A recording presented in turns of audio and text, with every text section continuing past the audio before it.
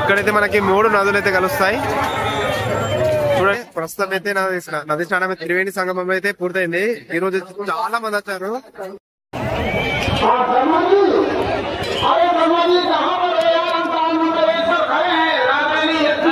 మంది అయితే ఉన్నారు.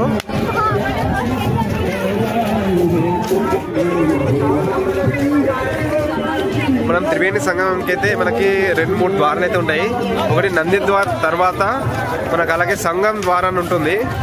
ముందు ఉంది, అది చూపిస్తా చూడండి. అక్కడ మనకి త్రివేణి సంగమం అనేది అక్కడ నదులు అయితే కలుస్తాయి.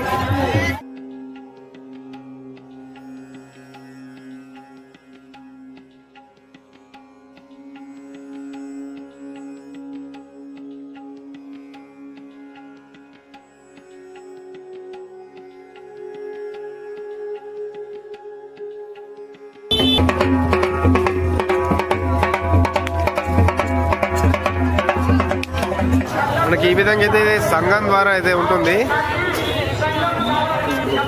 ఇక్కడైతే మనకి 3 నదులు అయితే కలుస్తాయి. చూడండి ఎంతమంది వస్తున్నారు.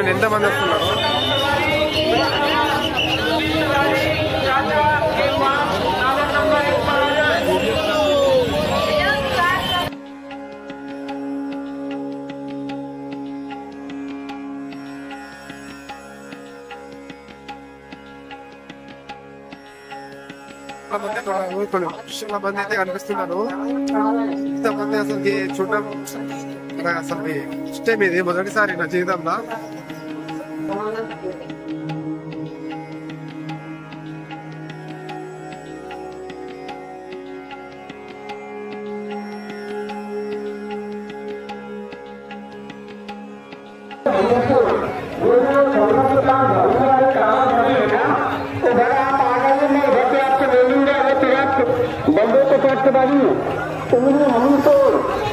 उनके दो मोबाइल है, आप मोबाइल रिसीव कर लीजिए या फिर जो घड़ी बनी है ना संगम के पास उधर आ जाइए। यहाँ जो मोड़ा है आप है परमा राम भजन प्रजापति, आप है राम भजन प्रजापति। आप संगम क्षेत्र में जहाँ गए हो, आप परमा जिला के रहने वाले हैं। आप परमा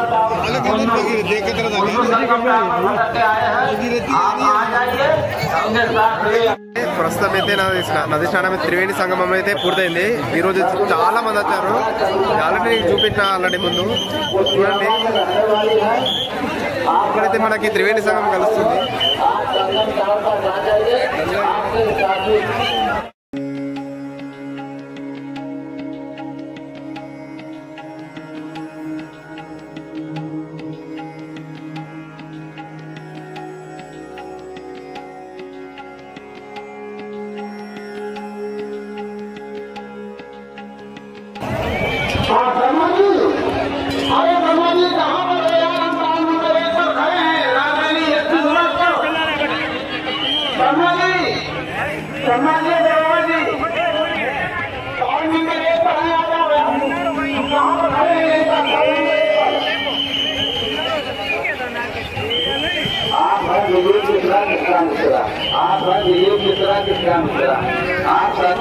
చెప్పాలనుకుంటున్నానంటే ఎప్పుడు వీలైతే అప్పుడు రండి, కానీ తప్పకుండా అయితే రండి.